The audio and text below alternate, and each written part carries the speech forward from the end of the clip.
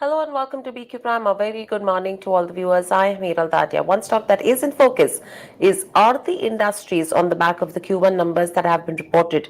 Revenues are down 12%. Margins have come in at 14.21 versus a 17.51, and the profits have seen a slump of almost 48% coming in there.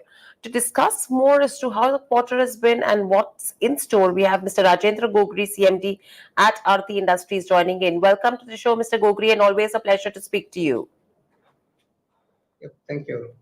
Mr. Gogri, my first question coming to you is overall, if you see, it's not only for Aarti, but the industry as a whole has been seeing some bit of weakness this time around. And overall, the sales has seen a degrowth. Would one of the reasons be lower realizations? And has the company also seen a degrowth in terms of volume so far? Yeah, actually, the volume is a real problem, because across the board, inventory corrections are taking place, both on a discretionary side, where there was a little bit slowdown in demand in dyes pigments, which has gone more in other sector also, like, construction and auto.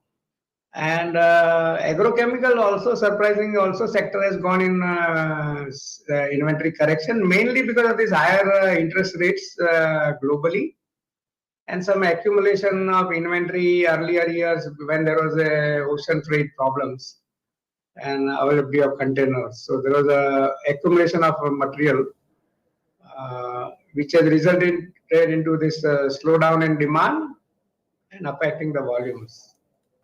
Right. So, overall, what are these kind of headwinds that we are seeing, and how is the impact expected to be in the coming quarters as well? Yeah, no, we have been in touch with the customers. Progressively in second half, I think the demand will increase by third and fourth quarter. Second quarter may remain more or less similar, but I think second half of the year should see recovery in the demand, as most of the inventory corrections should get over by that time. Right. Mr. Kukri, another aspect is that the company is venturing into value-added products as well, right? And the moment you see value-added products coming in, it directly has a positive impact on the margins and the profitability of the company. However, the company has guided for a lower, operational number or lower EBITDA growth in terms of FY24. So when will the value-added products then start contributing to the numbers? Will it be FY24 or will it be FY25? Yeah, continuously actually will be increasing in our value-added products, which has been happening in last few years, and FY24 and FY25 further, I think that will continue to grow. Okay. And what has been the volume growth this time around? But this time actually there is a volume degrowth, as I mentioned. There Huh. is inherently a demand issue of the product, because we have substantial exports, direct as well as indirect export, where our customer make the product and which is getting exported. So YOY there is a demand, this volume degrowth. Okay. And you've guided for a 25% volume growth in FY24. Do you think that is something which will be achievable taking the degrowth this time into consideration? It will not be possible because the China also has gone in a slowdown. So our point was that we may be able to push some volumes in non-regular market like China, but there also there is issue on the demand. So overall, I think we will still have some volume growth compared to the last year, but it will not be of the order of those kind of numbers. Okay.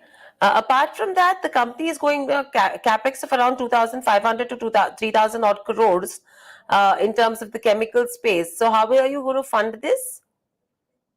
Yeah, it will be both, internal accrual as well as borrowing. Both will be the part of it. Yes. Okay. And from the key industries, which is pharma, agro, and if you talk about polymer and additives, these three are the majority contributors to the revenue for the company.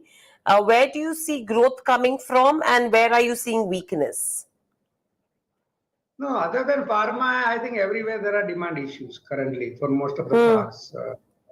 Because that is a global phenomenon. A lot of all the global companies, as well as Indian chemical companies, have been impacted.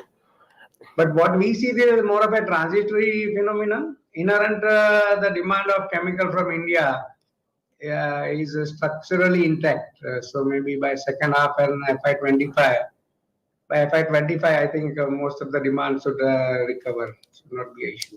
Right. So overall, what's your growth anticipation for FY23, taking all the headwinds into consideration in the first half and a pickup that is expected in the second half, at least in the domestic market, as you're saying? FY24 still, we may have a negative EBITDA degrowth actually 10 to 20% because of this headwind overall. But I think FY25 should be substantially better. Right. All right, Mr. Gogri. Thank you so much for speaking to us at BQ Prime. So that's the management of Aarti Industries, clearly indicating that yes, there are headwinds for the industry in terms of all the sectors apart from pharma in FY25, but the second half of FY24 is expected to be better than the first half of FY24, and the positive trend will only emerge from FY25 onwards. That's all that we have on this session. Thanks for watching, and lots more lined up on the other side. Please stay tuned to BQ Prime.